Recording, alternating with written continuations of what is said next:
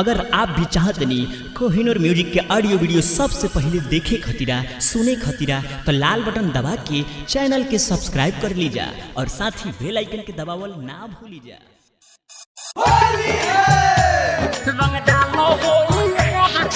DJ Kanchan Raj recording by Chausima Vaishali Bakhri Bazar.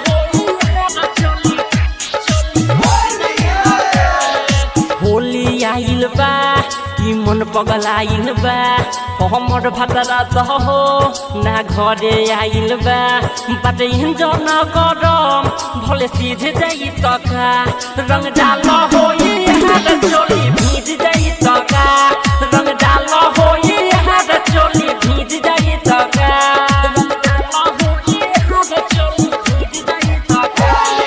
Holi आइल बा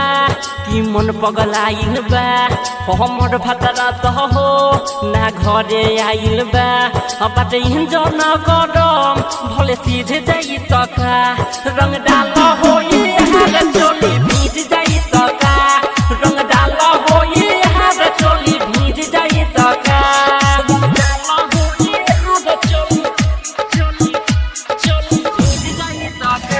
recording by Kanchan Raj studio बखरी बाजार मेन चौक चौसीमा वैशाली।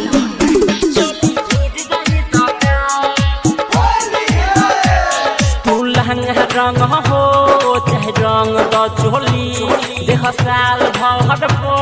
भर आइल बा होली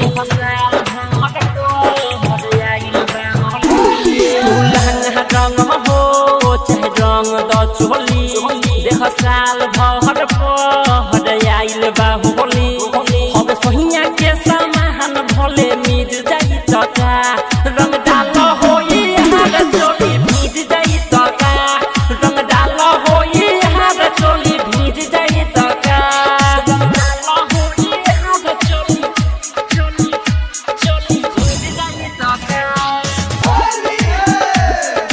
मेन चौक चौसीमा वैशाली। सुनो सत्यम समहराट हुआ चंदन का दंती संदीप लौके सहो रंग धर भर बाल्टी सुनो सत्यम समहराट हुआ चंदन का दंती संदीप लौके सहो रंग धर भर बाल्टी ओह नील आनंद हो भले गीज जाई तका रंग डाल होई हाथ चोली भीज जाई तका रंग डाल होई हाथ चोली भीज जाई तका होली आइल बा कि मन पगल आइल बा हमर भतरा तो हो ना घरे आइल बा बाटे इंजन गरम भले सीधे जाई तका